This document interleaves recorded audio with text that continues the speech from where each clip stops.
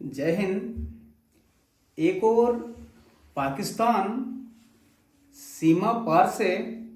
चोरी छुपके और अपने नाकाम मंसूबे के साथ हमारे भारत देश में आतंकवादियों का घुसपैठ करवाता है, जो कई समय में उसे एक्सपोज भी किया गया है और लगातार वो नंगा होता रहता है,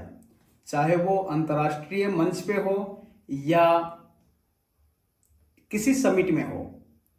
लेकिन आज ऐसे कई इस्लामिक राष्ट्र से पाकिस्तान को मीडिया के सामने पूरी तरह से नंगा किया जा रहा है। पहले तो वे भारत में चोरी छुप के आतंकवादी भेजते थे, अब वे विदेशों में जो पूर्ण रूप से इस्लामिक राष्ट्र है वहां पे हवाई जहाज में भर भर के भिखारी भेज रहे हैं। और चाहे वो सऊदी अरबिया हो या यूनाइटेड अरब अमीरात हो या ऐसे बहुत सारे इस्लामिक राष्ट्र में पाकिस्तान को खुले तौर पे ये कंप्लेन किया गया है कि पाकिस्तान अपने भिखारियों को संभाल ले, पाकिस्तान अपने भिखारियों को वापस बुला ले। तो पाकिस्तान की वो अवाम भी समझती है कि पाकिस्तान का क्या हालत है और क्या हस्र है, लेकिन पाकिस्तान अपने आवेश में ये नहीं समझता कि वे क्या कर रहे हैं और ये उल्टा सीधा बयानबाजी भारत के प्रति करते रहते हैं और अपना कुल्हाड़ी अपने ही पैर में मारते रहते हैं। उन्हें अब पाकिस्तान के नेताओं को कोई विदेश में सुनता नहीं है, अब उन्हें कोई कर्ज नहीं देता है, तो उनके पास अब अंत में यही एक चारा है कि हवाई जहाज में पाकिस्तान के भिखारियों को भर के और विदेशों से भीख का कलेक्शन करवा के और अपने राष्ट्र का संचालन करें। तो कम से कम पाकिस्तानियों, इससे तो शर्म करो कि भारत की अपमान करने और भारत में आतंकवादी एक्सपोर्ट करने के बजाय तुम विदेशों में जो भिखारी हैं, जो तुम खुद बोलते हो इस्लाम के सरगना, वहीं तुम्हें इस्लाम का सबसे बड़ा पाखंड बता रहे हैं। और मैं पाकिस्तान के जो लीडर्स हैं, जो आज सत्ता पे बैठे हुए हैं और हर जगह भारत की अपमान करने की कोशिश करते हैं, भारत को घेरने की कोशिश करते हैं, उन्हें मैं एक भारतीय होने के नाते बताऊंगा कि उन्हें भारत से ट्यूशन लेने की जरूरत है। हमारे जो भारत में शिक्षक हैं, बहुत हैं जो कि ऑनलाइन पढ़ाते हैं, उनसे एक बार शिक्षा ले लो,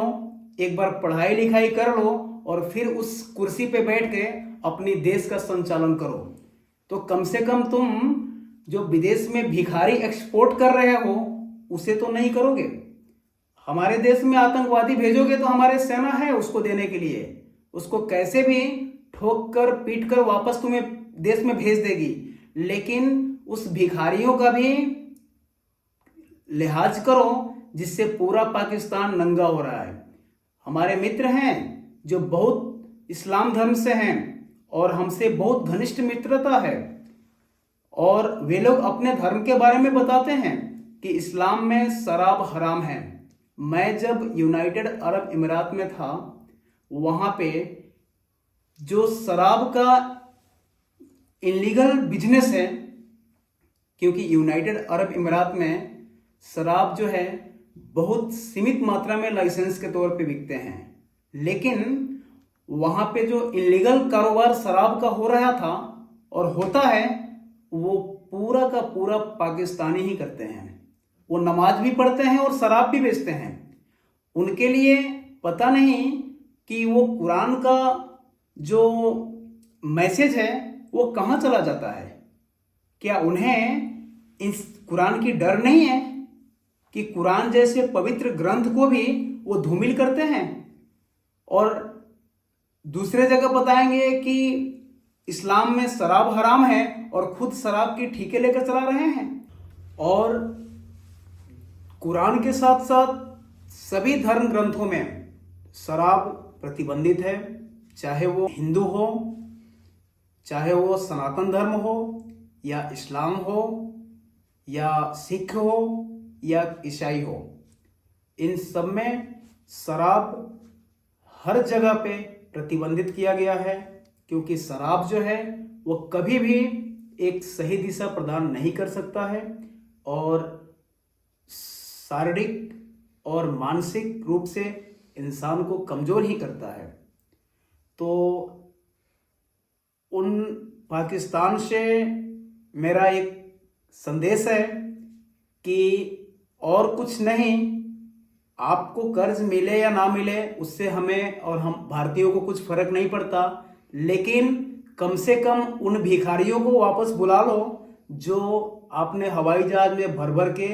और उन जगहों पर भेजे हो जिससे दूसरे राष्ट्र भी परेशान हो रहे हैं। वो भी इस्लामिक राष्ट्र हैं, फिर भी उन्हें तकलीफ हो रही है कि आपके भिखारी वहां जाकर और इतना तंग कर दिए हैं कि रास्ते में सिर्फ पाकिस्तानी भिखारी ही दिख रहे हैं। मुझे विश्वास है कि पाकिस्तान की सरकार अपने भिखारियों को बहुत जल्द वापस बुलाएगी और उनको पाकिस्तान में ही कुछ ना कुछ करने का अवसर देगी। जय हिंद, जय भारत।